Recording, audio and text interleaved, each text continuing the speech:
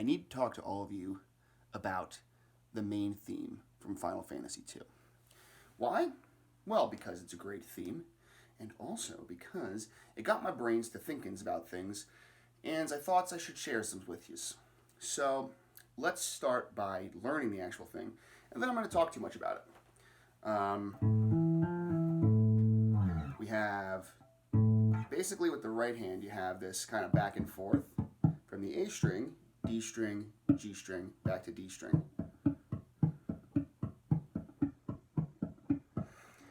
And that's true for pretty much everything except for one little part.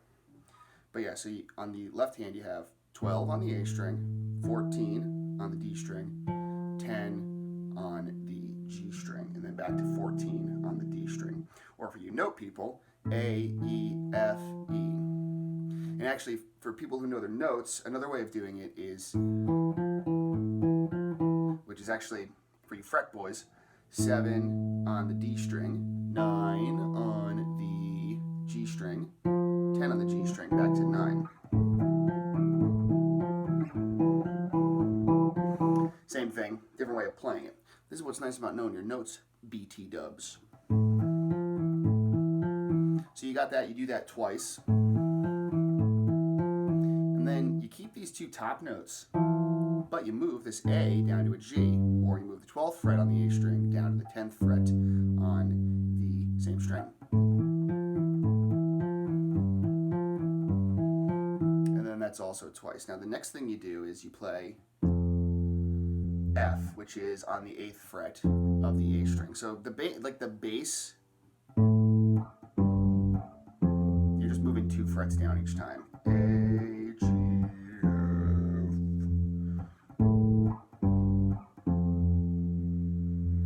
But instead of keeping these again, you actually move them both down a scale tone. So instead of doing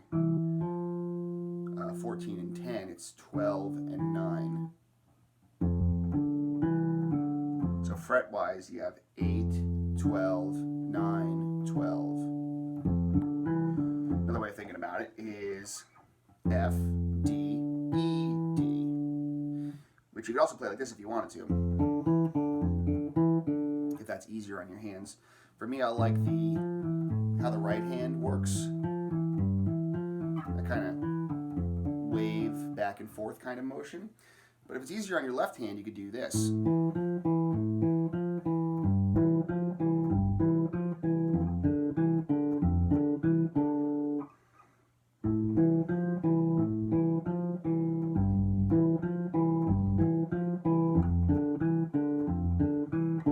Again, like that's what's really nice about knowing the notes is if you know the notes and the way somebody's playing it is not working out for you, you can find an alternative.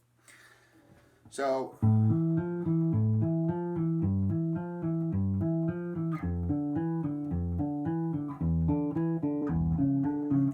this is where that right hand thing kind of breaks. You have, because on that subject, if I wanted to keep that pattern, I'd have to do, no, sorry, B, which is kind of like a little excessive. I'm willing to break what my right hand is doing to make my left hand a little bit easier. So that's, 7 on the A string, and then 7 and 9 back to 7, all on the G string. And I actually think, hang on a second, that's 2 times, 2 times, 2 times. Yeah, so you only do this one time, and then you do this, which is actually the same shape that you did for the G, just down on the E. And yeah, that's the first bit.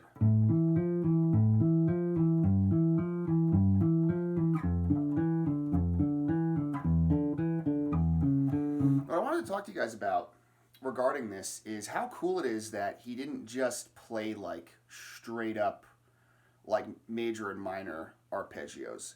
Because this is vaguely in A minor, but like he doesn't play just like,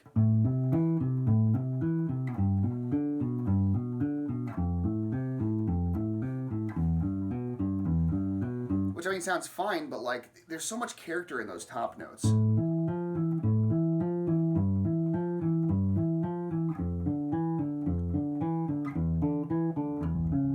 mean, that note's not even in A minor, but it just sounds so good.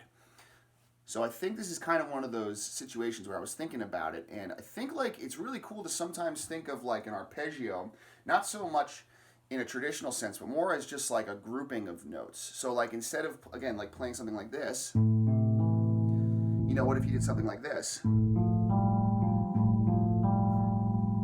So for like, you know, if you're thinking about scale degrees, 1, 2, 3, 4, 5, 6, 7, 1, instead of just doing 1, 3, 5, like, you know, every chord is, or even if you're trying to be fancy, like 1, 3, 7, flat 3, flat 7. I'm just going to stick to regular numbers because I feel like it. You know, you can add other things, like you can go like, that'd be 1, flat 6, flat 7. And I don't know, there's a lot of personality in that sound, and you could do that with a lot of things. You know, like instead of doing, I mean, heck, that's a line right there. So that's 1, 3, 7, 3, 1, 2, 7, 2.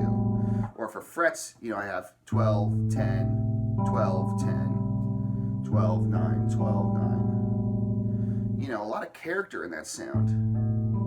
It's one of those things that'll sound nice up high too.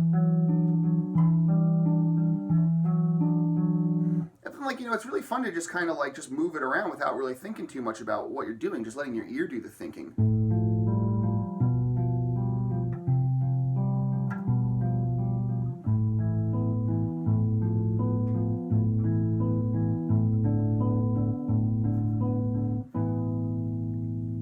So, you know, if you're in that mindset of like, you know, you got to pick a key to kind of start your writing, pick a scale, and then just think more so like, I guess the phrase is horizontal thinking as opposed to vertical thinking.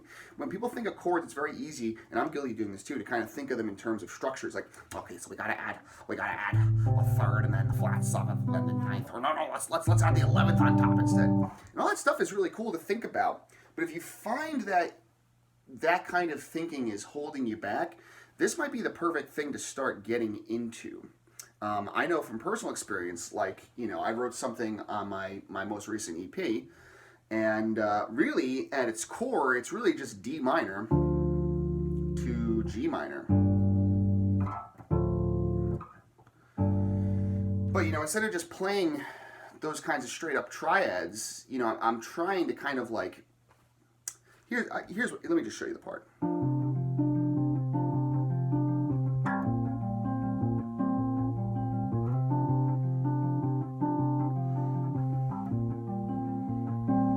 There's all kind of tomfoolery going on in the, this is my right hand.